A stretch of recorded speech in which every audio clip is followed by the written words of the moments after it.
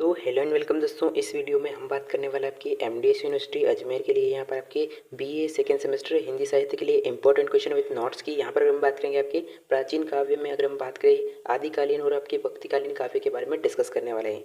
यहाँ पर अगर हम बात करें आपकी, यहाँ पर अगर आपको ये PDF चाहिए तो टेलीग्राम चैनल को ज्वाइन कर सकते हैं। 2 टेलीग्राम चैनल हैं, दोनों टेलीग्राम चैनल को ज्वाइन जरूर कर लीजिएगा।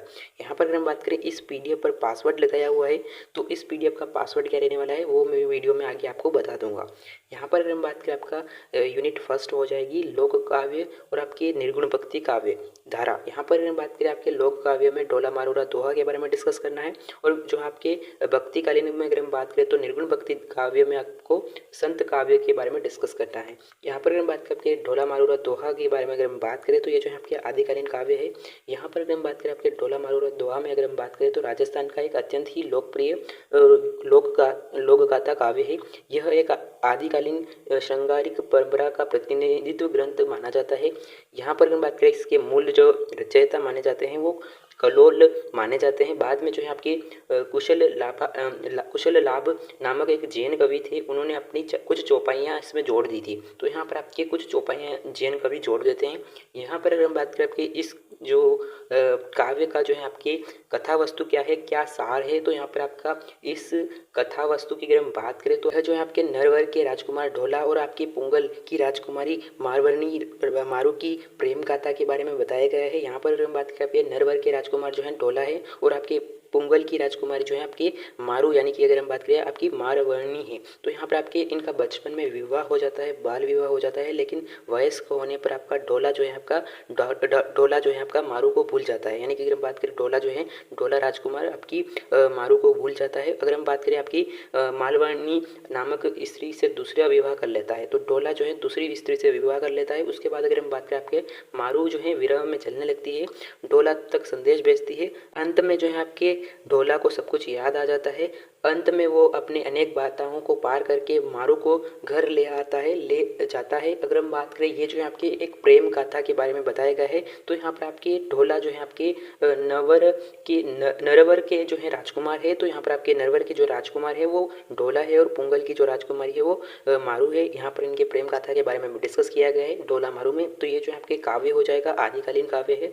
यहाँ पर अगर हम बात करें, यहाँ पर आपकी निर्धारित अंश की अगर हम बात करें तो यहाँ पर आपकी इस दोहे में अगर हम बात करें तो ये जो है आपके इसके अंश है। तो यहाँ पर आपकी कहाँ से शुरू होता है, तो यहाँ पर आपकी नरबर देश सुहावण नु, ये जो है आपकी यहाँ से शुरू होता है और आपकी यहाँ पर आपकी कथक कहानी प्रेम की, तो यहाँ पर आपका खत्म हो जाता है। तो ये जो है आपके कुछ अंश जो है निर्धारित किए गए हैं, तो इनके बारे में थोड़ा बहुत पढ़ लेना है। यहाँ पर इतना इंपॉर्टेंट नहीं है, लेकिन यहाँ पर आपको पद पूछे जा सकते हैं और इनका हिंदी अनुवाद आपको पूछा जा सकता है। यहाँ पर अगर हम बात करें आपका नेक्स्ट जो हो जाएगा काव्य सौंदर्य।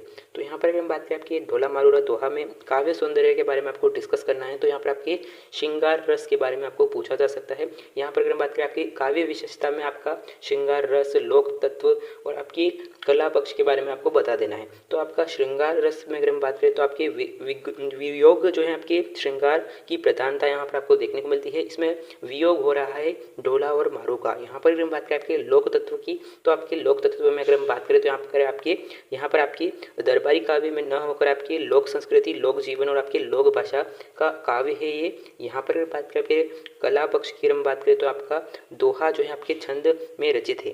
यहाँ पर अगर हम बात करें ये जो है आपके काव्य सौंदर्य की विशेषता हो जाएगी, तो ये जो है आपके ढोला मारू की विशेषता हो जाएगी काव्य सौंदर्य। यहाँ पर हम बात करें आपके नेक्स्ट हो जाएगा आपका कबीर जो कि आपके निर्गुण भक्ति के यहाँ पर अगर हम बात करें कवि हैं, तो यहाँ पर अगर हम बात करें परिचय की, तो यहाँ पर आपके कबीर दास जो है आपकी भक्तिकालीन निर्गुण काव्यधारा के ज्ञान मार्ग की शाखा के प्रतिनिधि कवि हैं, जो कि समाज सुधारक महान क्रांतिकारी कवि थे। यहाँ पर अगर हम बात करें उन्होंने जो है हिंदू मुस्लिम दोनों की ही पाखंडों को खंडन किया था और निराकार ब्रह्म की उपासना की थी या उपासना पे बल दिया था। तो ये जो है आपके ब्रह्म की उपासना पर बल देते हैं। यहाँ पर अगर हम बात करें आपके कबीर की भक्ति भावना के लिए अगर हम बात करें तो यहाँ पर आपके कबीर के जो राम हैं वो दशरथ पुत्र सगुण राम नहीं है, बल्कि आपके गटगटवासी निराकार और अजन्मा ब्रह्म है। वे स्वयं को ब्रह्म की पत्नी यानी कि अगर हम बात करें आपकी विरहणी आत्मा और ब्रह्म को अपना पति या पर मानते हैं। यहाँ पर अगर हम बात करें परमात्मा को अपने पति मानते हैं। यहाँ पर अगर हम बात करें आपके निर्धारित पदों की अगर हम बात करें तो उनके द्वारा जो पद लिखे गए हैं वो यहाँ पर आपको डिस्कस करना है।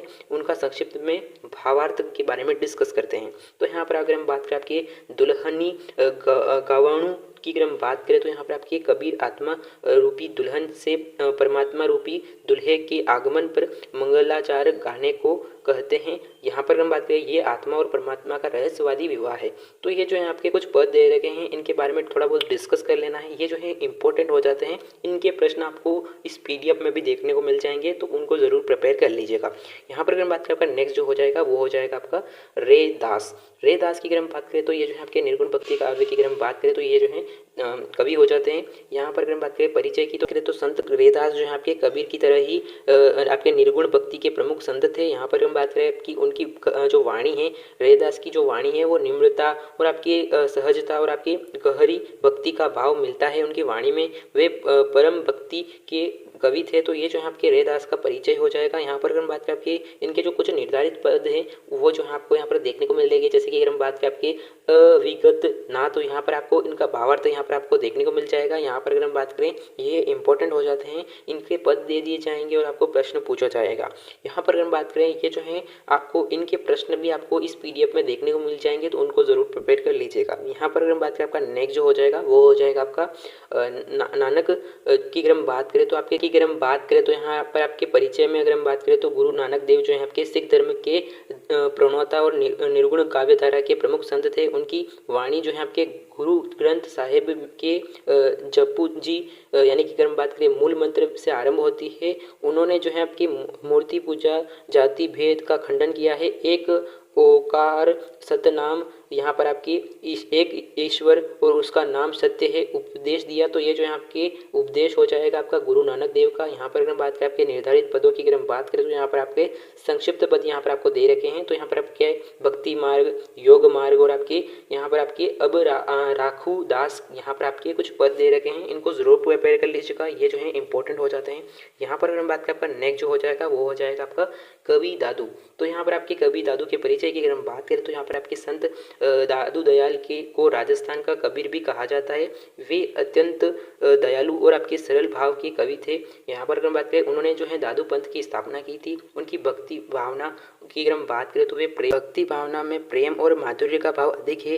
वे निष्पक्ष मार्ग के समर्थक थे। ये जो है आपके दादू दयाल हो जाएंगे। तो ये जो है इनकी परिचय और इनके जो है आपके निर्धारित पदों की यहाँ पर आपको देखने को मिल जाएंगे। यहाँ पर अगर हम बात करें नेक्स्ट जो हो जाएगा इस यूनिट के कौन कौन से इंपॉर्टेंट प्रश्न बन सकते हैं वो यहाँ पर अगर हम बात करें तो यहाँ पर आपकी डोला मारूरा दोहा की कथा में आपका मूल विषय क्या है, अगर हम बात करें यहाँ पर आपको आंसर देखने को मिल जाएगा। यहाँ पर अगर हम बात करें आपके कबीर के अनुसार ज्ञान की आंधी का जो आपका पद है तीसरा पद का प्रभाव क्या पड़ता है इसके बारे में आपको बताना है। तो यहाँ पर आपके ज्ञान की आंधी का पद है उसका क्या प्रभाव पड़ता है इसके बारे में डिस्कस करना है। दूसरा प्रश्न आपका हो जाएगा कबीर ने माया महा ठगनी क्यों कहा है। तो ये छठे पद में क्या कहा है उनके बारे में आपको यहाँ पर आपको आंसर देखने को मिल जाएगा। यहाँ पर अगर हम बात करें ये प्रश्न वेरी इंपॉर्टेंट प्रश्न है, तो इनको जरूर प्रिपेयर कर लीजिएगा। यहाँ पर आपको देखने को मिल जाएंगे यूनिट फर्स्ट के सारे इंपॉर्टेंट प्रश्न। यहाँ पर अगर हम बात करें इस पीडीएफ का पासवर्ड क्या रहने वाला है, तो इस पीडीएफ का पासवर्ड रहने वाला है आपका 11। यहाँ पर आपको 11 टाइप करना है। इस पीडीएफ का पासवर्ड 11 रहने वाला है। इसी के साथ यह वीडियो का अंदर आने वाले समय में एमडी मध्ये जानकारी पाने के लिए चैनल को सब्सक्राइब कर दीजिएगा। थैंक यू, जय हिंद।